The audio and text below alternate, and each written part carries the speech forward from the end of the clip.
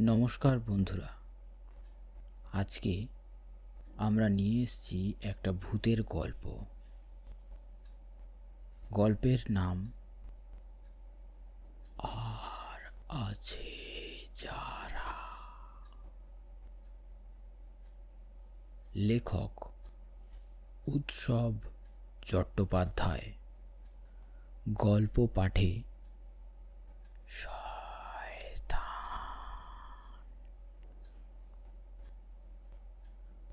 বুধিয়া শীতকে বলে জাড়, সূর্যদেবকে বলে সিংবোঙা। এই দুজনকেই ওর যত ভয়। একজন বৈশাখের দুপুরে আগুনের হলকায় যেন মাথার খুলি ফাটিয়ে দেন, অপরজন মাঘের রাতে শরীরের ভিতর ঢুকে রক্ত পর্যন্ত জমিয়ে দেয়। কিন্তু এদের হাতেই বড় হচ্ছে সে। বুধিয়ার বয়স 10। বাপ মা গত হয়েছেন সেই কবে। এক মামা ছিল, তিনিও বুধিয়াকে বুড়ো বেণীমাধবের বাড়িতে কাজে লাগিয়ে দিয়ে সেই যে আসছে বসে কে আসবো রে বলে বাঁকুড়ায় চলে গেলেন। তার আর দেখা পেল না ও। সেই থেকে বুড়ো বেণীমাধবের বাড়িতেই কাজ করে বুধিয়া। ভোরবেলা হালের বলদকে জাবনা দেওয়া থেকে তার কাজ শুরু হয়, শেষ হয় সেই রাত দুপুরে। রাতের খাওয়া দাওয়া সাঙ্গ হলে কলতলায় বাসন নামিয়ে রান্নাঘর পরিষ্কার করে বেণীমাধবের গিন্নির পায়ে তেল মালিশ করে দিয়ে তবে তার ছুটি। কিন্তু তাও বাড়ির আদরটুকু ভাগ্যে জোটে না ওর। বুধিয়াকে শুতে হয় বাড়ির বাইরে, খিড়কি দোরের দিকে, গোয়ালঘরের পাশে একটা টালির ছাউনির নিচে। বেণীমাধব বলে রেখেছেন, বস বস কইরা ঘুমাইস না যেন, চোখ কান খোলা রাখবি, চারদিকে সেঁসর ঘুরে বেড়াচ্ছে। অতএব বুধিয়ার এখন আর কেউ নেই। সে প্রায় নিজের ভাগ্যের হাতেই বড় হচ্ছে। আছেন বলতে একমাত্র বৈষ্ণব আখড়ার গোঁসাই বাবা। বৃদ্ধ গোঁসাই তাকে স্নেহ করেন। বুধিয়া মাঝে সাঝে তাঁর কাছে গিয়ে আশ্রমের দু একটা কাজকর্ম করে দিয়ে আসে। গোঁসাই তাকে প্রসাদ দেন, কখনো কখনো ভক্তদের দান থেকে 2-1 টাকাও তার হাতে গুঁজে দেন। তবে রাঢ় বাংলার এই অখ্যাত পাড়াগাঁয়ের গরিব বৈষ্ণব আখড়ার তার বেশি আর সামর্থ্য নেই। সেবার বৈশাখ মাস, ভর দুপুর, মাটি যেন আগুনের হলকা ছড়াচ্ছে। রুক্ষ টাঁড়ের উপর ধুলো উঠছে, পুকুরগুলো শুকিয়ে গেছে। বাবলা অশ্রদ্ধ খেজুর গাছগুলো বুঝি রোদে পুড়ে ঝামা হয়ে গেল। এদিকে আখড়ার এক অতি বৃদ্ধ গোঁসাই মরণাপন্ন। সকলেই তাঁর সেবায় লেগে পড়েছেন। সেদিন অপরাহ্নে বুধিয়া কয়েকটা কাঁচা আম কুড়িয়ে নিয়ে আখড়ায় ঢুকছে। ঠিক তখনই দেখতে পেল লোকটাকে। অল্প দূরে আশ্রমের প্রবেশপথের বড় বটগাছটার নিচে চুপ করে দাঁড়িয়ে আশ্রমের দিকে চেয়ে আছে সে। লম্বায় গোঁসাই বাবার মাথার উপর, মণ্ডিত মস্তক, গায়ে একটা সাদা আলখাল্লার মতো পোশাক। সূর্য তখন পশ্চিম দিগন্তে পাড়ি জমিয়েছে। সেই কমলা ধূসর আকাশের গায়ে যেন মাথা তুলে দাঁড়িয়ে রয়েছে এক প্রস্তর মূর্তি। লোকটা জোয়ান মরদ নাকি বুড়ো বুধিয়া বুঝতে পারল না। এমন অদ্ভুত মানুষ দেখে বুধিয়া হক চকিয়ে গেল। ও অবাক হয়ে লোকটাকে দেখছে। এমন সময় সে ওর দিকে ফিরে তাকালো। কি সুন্দর চোখ লোকটার! এমন সুন্দর মানুষ বুধিয়া আগে কখনো দেখেনি। ঠিক যেন দেবদূত। মনে হলো এই প্রবল গ্রীষ্মের অপরাহ্নেও যেন আষাঢ়ের ঠান্ডা হাওয়া বয়ে এলো তার থেকে। শরীর জুড়িয়ে গেল বুধিয়ার। ওকে দেখে মৃদু হাসল লোকটা, কিন্তু মুখে কিছু বলল না। কোথা থেকে যেন একটা মিষ্টি ফুলের সুবাস ভেসে আসছে। কে রে তু? প্রশ্ন করল বুধিয়া। লোকটা কিন্তু কোনো উত্তর দিল না। সেই একই রকমভাবে মিষ্টি হেসে ধীর পায়ে হেঁটে বটগাছটার আড়ালে চলে গেল। বুধিয়া একটু অবাক হলো। ও গুটি গুটি পায়ে সেদিকে গিয়ে চমকে উঠল। সেখানে কেউ নেই। লোকটা যেন একেবারে বাতাসে উবে গেছে। এবার বুধিয়ার গা ছমছম করতে লাগলো। ও এক দৌড়ে আখড়ায় ঢুকে সোজা গোঁসাই বাবার ঘরে গিয়ে হাজির হলো। গোঁসাই তখন চিন্তিত মুখে বসেছিলেন। বুধিয়া ঘরে ঢুকে তাকে হৈ হৈ করে ঘটনাটা শুনিয়ে দিল। কথাগুলো শোনা মাত্রই গোঁসাই বাবা যেন চমকে উঠলেন। সঙ্গে সঙ্গে তিনি এক দৌড়ে গিয়ে হাজির হলেন অসুস্থ সন্ন্যাসীর ঘরে। কিন্তু ততক্ষণে সব শেষ। সন্ন্যাসী দেহ রেখেছেন। বৈষ্ণব মতে সন্ন্যাসীকে সমাধিস্থ করা হলো। পরের দিন সকালে গোঁসাই বাবা বুধিয়াকে ডেকে পাঠালেন। তাকে কাছে বসিয়ে বললেন, শুন বেটা, আমার মন বলছে তোয়ার দৃষ্টি আমাদের সে প্রখর। এ বড় জাতাল জিনিস বটে। ওসব এখন তো বুঝবি লাই। শুধু একটো কথা শুনে রাখ, এমনে মানুষ যদি আবারও দেখিস, ওদের সাথে কথা বলতে যাস নাই, কেমন? শুধু দূর থেকে প্রণাম কইরে সরে যাবি। কে নে ঠাকুর? ও কে বটে? ভূত নাকি? কিছুটা ভয় ও আশঙ্কা নিয়ে প্রশ্ন করল বুধিয়া। দূর বোকা, হেসে বললেন গোসাই। মানুষ, ভূত আর ভগবানই কি সব? আর কেউ নাই নাকি? আর কে আছে? অবাক হয়ে বলল বুধিয়া। দূত আসে, বাহক আসে, আরও কত কিছু আসে। ওসব তুই এখন বুঝবি ক্লাই, বললেন গোসাই। ওয়ারা কারা? ওই যে বললাম, এখন বুঝবি ক্লাই। কিন্তু ফের যদি এমন কাউরে দেখিস জানাস আমারে, বলে গোসাই ধ্যানমগ্ন হলেন। এরপর কয়েক বছর কেটে গেছে। বুধিয়ার বয়স এখন 12। শরতের হিমেল বাতাস শীতকে ডেকে এনেছে। অযোধ্যা পাহাড়ের পাদদেশের এই ছোট ছোট গ্রামগুলো শীতের জন্য প্রস্তুত হচ্ছে। এদিকে বুধিয়ার সম্বল বলতে শুধু একটা কম্বল। তাই রাতের বেলা ছাউনিটার তলায় একটা কাঠের আগুন জ্বালিয়ে তার পাশে শুয়ে রাতটা কোনো মতে কাটিয়ে দেয় ও। তবে সবচেয়ে কষ্ট হয় ভোর রাতে। তখন আগুন নিভে গিয়ে কাঠ পুড়ে ছাই হয়ে যায়, অথচ ঘুম চোখে উঠে আগুনের নতুন কাঠ দিতে আর ইচ্ছে করে না। তাই শীতেই কুঁকুড়ে শুয়ে থাকে বুধিয়া। পূব আকাশটা লাল হয়ে এলে উঠে গোয়াল ঘরে গরুদের জাবনা দিতে চলে যায় ও। বুড়ো বেণীমাধবের পাড়ায় বড় বদনাম। তার বিস্তর জমিজমা তো আছেই, তার সঙ্গে আছে সুদের কারবার। লোকে আড়ালে বলে লোকটা গরিবের রক্ত চুষে খায়। টাকা শোধ করতে না পারায় বহু গরিব দুঃখের সম্পত্তি সে নাকি হাতিয়ে নিয়েছে। সন্ধে হলেই বেণীমাধব দুয়ারে আগল দিয়ে অন্দরমহলে সেঁধিয়ে যান। তখন আর কেউ তার টিকিট দেখা পাবে না। তার বিশাল লোহার সিন্ধুক আগলে বসে থাকেন তিনি।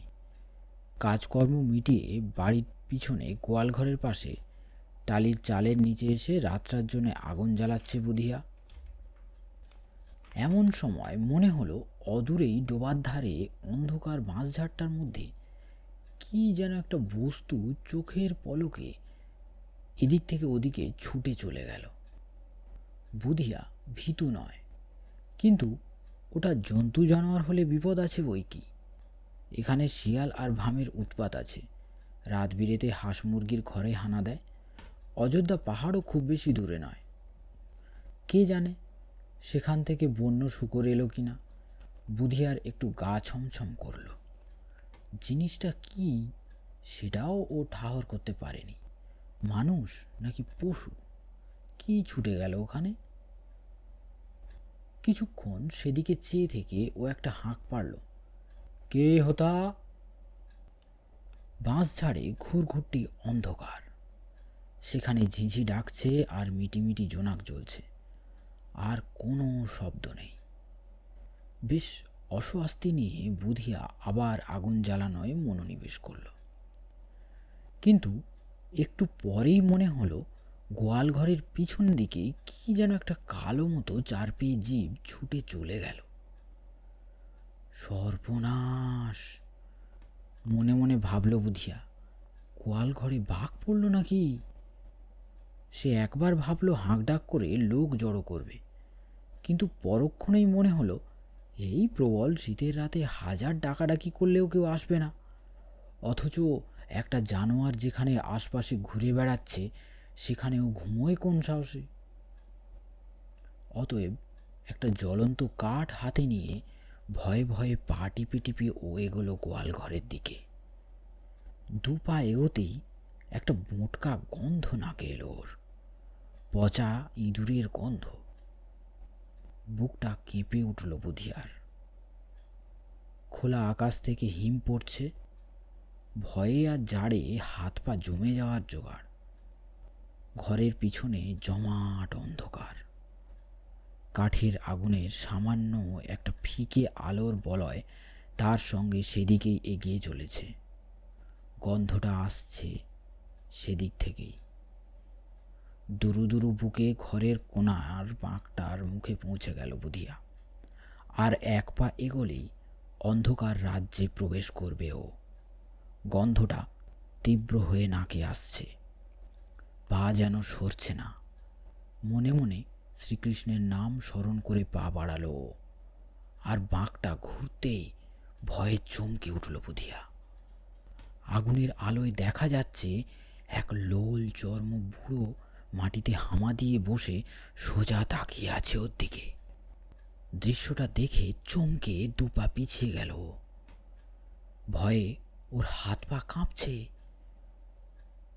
বুড়োটা কিন্তু কিছু বলছে না, শুধু ওঁত পেতে বসে আছে। তার টাক মাথা, কোটরে ঢোকা অন্ধকার চোখ আর গাল তোবড়ানো মুখটা দেখে মনে হচ্ছে যেন একটা কঙ্কালের খুলির উপর কেউ চামড়া পরিয়ে দিয়েছে। বুড়োর চোখের ভিতর শুধু কালো অন্ধকার। কে তু? কাঁপা গলায় বলল বুধিয়া। বুড়ো লোকটা একইভাবে ওর দিকে চেয়ে বসে আছে। কে তু? কেনে এসেছিস এখানে? আবার বলল বুধিয়া। কিন্তু বুড়ো তাতেও কোনো উত্তর দিল না। তার মরার খুলির মতো মাথায় কয়েক গাছি মাত্র সাদা লম্বা চুল পাটের সুতোর মতো মুখের উপর ঝুলছে। কি চাস রে তু? প্রায় কান্না জড়ানো গলায় প্রশ্ন করল বুধিয়া। বুড়ো লোকটা এবার তার দিক থেকে চোখ সরিয়ে আস্তে আস্তে মাথা তুলে চাইল বাড়ির দোতলার দিকে। বুধিয়া ও দৃষ্টি অনুসরণ করে দেখল সেখানে বেনি মাধবের ঘরের জানলা। এবার লোকটা মাটি থেকে আস্তে আস্তে সোজা হয়ে উঠে দাঁড়ালো। বুধিয়া ভয়ে আরও কয়েক পা পিছিয়ে গেল। লোকটা যে এত লম্বা ও ভাবতেই পারেনি। তার মাথাটা গোয়াল ঘরের চাল ছাড়িয়ে গেল। রোগা প্যাকাটি মার্কা চেহারাটা যেন মানুষের নয়, ঠিক যেন একটা নরকঙ্কাল। লোকটা প্রায় উলঙ্গ, কেবল কোটি দেশে একটা নোংরা কাপড় জড়ানো। তার গা থেকে বাসি মরার গন্ধ বেরোচ্ছে। বুধিয়া ভয় প্রায় কেঁদে ফেলেছে। এমন সময় বুড়ো লোকটা ওর পিলে চমকে দিয়ে বিড়ালের মতো এক লাফ মেরে গোয়াল ঘরের টালির চালের উপর উঠে পড়ল। সেখানে এই আগুনের আলো পৌঁছচ্ছে না, কেবল এক টুকরো ভাঙা চাঁদের মরা আলোয় বুধিয়া দেখতে পেল সেখান থেকে আর একটা ক্ষিপ্র লাফে লোকটা বাড়ির দেওয়ালে গিয়ে টিকটিকির মতো লেপটে গেল। তারপর সেই অন্ধকার দেওয়াল বেয়ে একটা অতিকায় টিকটিকির মতো এগিয়ে চলল বেনি মাধবের জানলার দিকে। বন্ধ জানলার কালো পাল্লায় উঠে সে অন্ধকারে অদৃশ্য হয়ে গেল। বুধিয়া আর দাঁড়িয়ে থাকতে পারল না। এক দৌড়ে গোয়াল ঘরে ঢুকে বিশাল বলত্রার গা ঘেঁষে বসে ভয়ে ঠকঠক করে কাঁপতে থাকলো। এই ভীষণ বিপদে ওই অবলা জীবটাই যেন ওর একমাত্র সহায়। আর সারাক্ষণ মনে হতে লাগলো এই বুঝি টালির চাল ফুঁড়ে উকি দিল কঙ্কাল সার একটা মুখ। পরের দিন সকাল হতে না হতে বেণীমাধবের মৃত্যু সংবাদ ছড়িয়ে পড়ল গাঁ জুড়ে। তিনি ঘুমের মধ্যে হৃদরোগে আক্রান্ত হয়ে মারা গেছেন।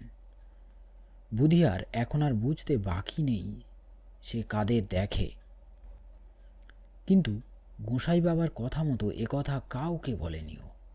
কখনো সকালে, কখনো দুপুরে, কখনো গভীর রাতে এখানে সেখানে ওদের দেখতে পায় বুধিয়া। কখনো সেই সুন্দর লোকটাকে, কখনো সেই বিভৎস বুড়োটাকে।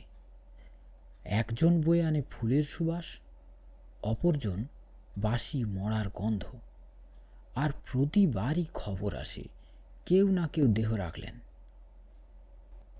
তবে বেণীমাধবের মৃত্যুতে আখেরে লাভ হলো বুধিয়ার। পুনে থেকে বেণীমাধবের ছেলে এসে বুধিয়ার অবস্থা দেখে ভীষণ রেগে গেল। মাকে তিরস্কার করে বলল, ছি মা, তোমরা শিশুশ্রম করাচ্ছ, জানো এটা অপরাধ। এই বলে ওর সমস্ত শ্রমের কাজ বন্ধ করিয়ে ওকে ব্লকের প্রাইমারি স্কুলে ভর্তি করিয়ে দিয়ে ওর জন্যে বাগানে একটা পাকা ঘর তুলে দিয়ে গেল। তার সঙ্গে ভালো জামা কাপড়, স্কুলের বই খাতা ও একটা সাইকেল কিনে দিয়ে গেল সে। এখন আর বেগার খেটে মরতে হয় না ওকে। সাইকেল চালিয়ে স্কুলে গিয়ে লেখাপড়া শেখে, আর শীতের রাতে দিব্যি আরামে ওর ঘরে খাটিয়ার উপর লেপ চাপা দিয়ে ঘুমোয়ও। শুধু মাঝরাতে কখনো কখনো ঘুম ভেঙে গেলে ভয়ে বুক কেঁপে ওঠে বুধিয়ার। একটা গন্ধ ভেসে আসছে। কি কিসের গন্ধ? ফুলের নাকি বাসি